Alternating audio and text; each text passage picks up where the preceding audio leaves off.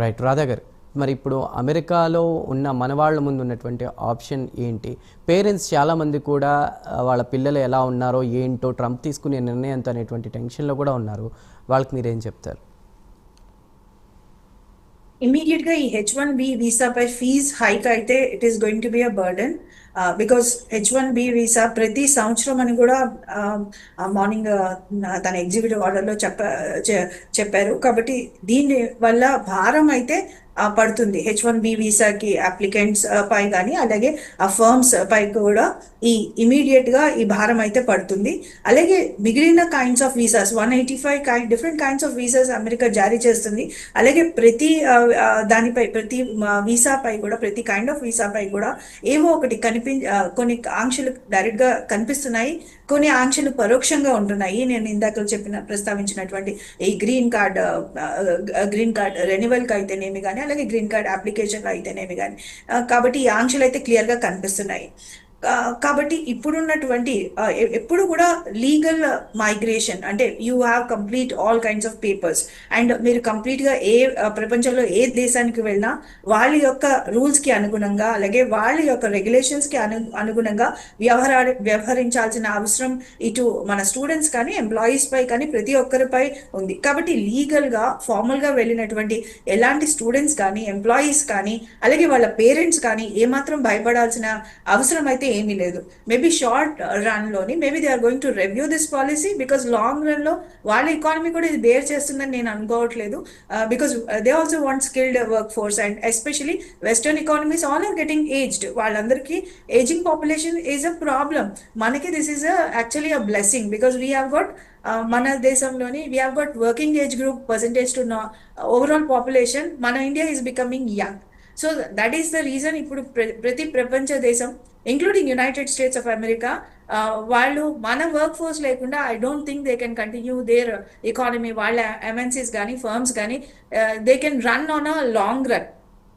Maybe immediate గా this is going to be a very nice picture. ఏంటంటే okay we are going to increase the fee on H1B visa అని fees పెంచాము, green card రాయడంలో type చేసాము and all that is okay. But long run లో this cannot sustain అని నా opinion.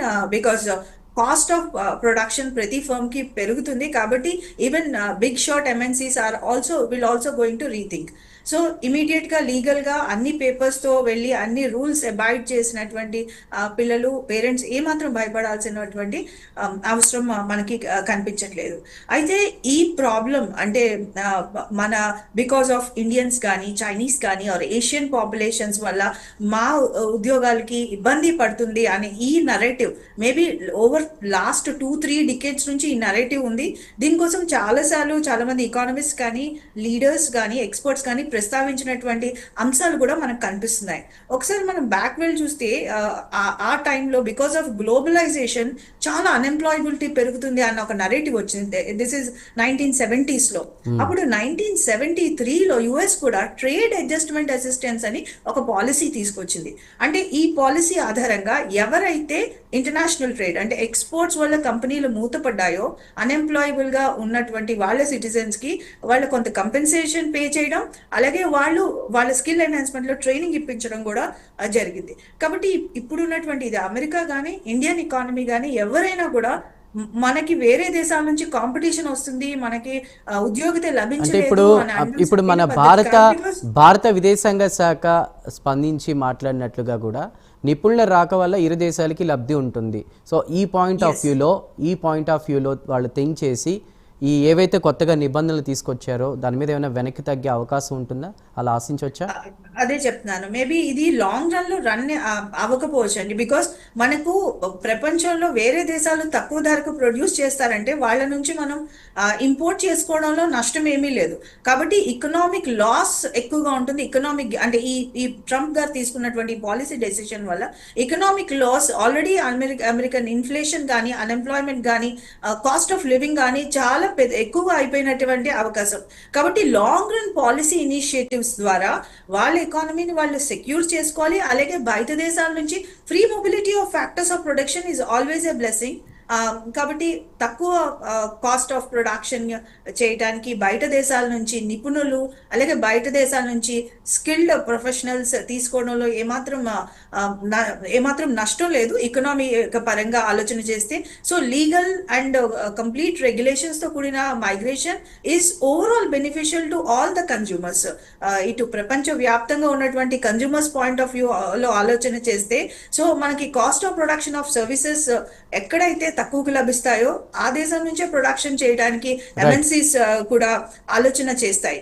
కాబట్టి competition ఇప్పుడు ఈ గ్లోబలైజ్డ్ అండ్ టెక్నాలజీ ఓరియంటెడ్ ఇరాలో మనం కంప్లీట్ గా డోర్స్ క్లోజ్ చేసుకొని మా కాంపిటీషన్ మేము కంపీట్ చేయలేము, కంపీట్ చేయలేము కాబట్టి మా డోర్స్ మేము క్లోజ్ చేసుకుంటాం అన్న అంశం కూడా కరెక్ట్ కాదు. మన స్కిల్ సెట్ ఎక్కడున్నా కూడా today we are competing with global work force.